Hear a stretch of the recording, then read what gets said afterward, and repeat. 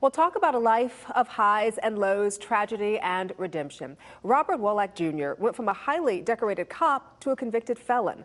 But rather than remain broken, Robert found redemption in a life of service. He chronicles his amazing journey in this breakthrough book about second chances called They Will Be Victors. Robert joins us this morning as part of our book author series. Morning to you, Robert. Good morning. How are you, Danielle? I am good, and I'm glad you're here with us because it's almost like one of those, where do I start? You were a highly decorated cop, New York City Police Department. How many years were you on the force? 3.5 years. On the force 3.5 years, and obviously something went terribly wrong. There's a scenario. I went from the highly elite tactical patrol force into the street crimes unit, just to bring it along quickly. Started using cocaine to do 24-hour shifts on people. But as my team leader guided us, we got into some very heavy gangsters. But, you know, it is what it is, and I went off to West Street and was shipped out to Michigan, where they were doing some pretty intense rehabilitation, fortunately for me. Fortunately for you, you find yourself, which is what I find just ironic, you go to prison, you're a convicted felon, the same place you've sent countless other people as a police officer. You're in prison, Robert. What makes you say, okay, this is not where I want to end my life's path and I want to make a change? What made you decide to do that, and what was that change? Well, that was all my caseworker, a guy named Mark Leisner, a recent graduate of the University of Michigan School of Social Work. And he threw it all at me, all of his techniques, and taught me them. I was his paraprofessional aide in group sessions. But the critical thing is, I went to Mass, Christmas Mass. This was the second year. Well, I get there, it's snowing at 6 o'clock in the morning, and here's these couples, people, just normal citizens, and a Lutheran minister, Catholic priest. When they say, the peace of the Lord be with you, which is in the Mass, all these people started hugging me and kissing me and wishing me the best. And there's hope. There are wonderful people still left in this world. I mean, I had lived in poverty, worked with poverty, and all I saw was death, blight, killing. And this time, rather than relatives, I see people who are genuinely interested in what's going on with people in prison. They're coming out. What are we going to do with them?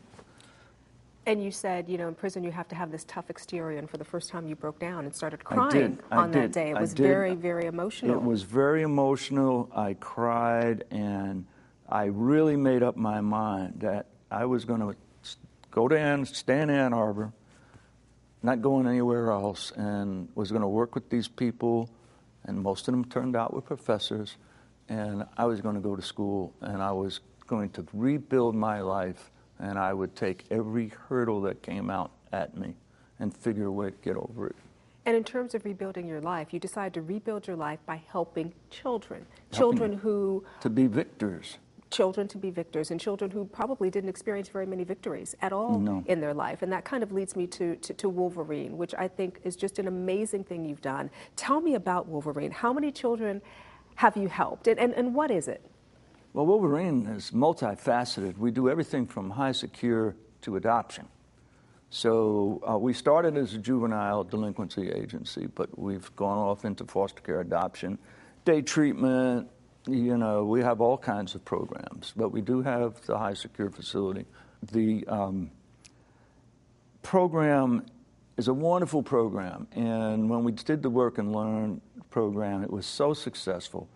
And then I had a military academy that was so successful that 65 kids in that unit, up to 80, 5 years, all 100% completion, no AWOLs or How many escapes. children would you say you've helped overall?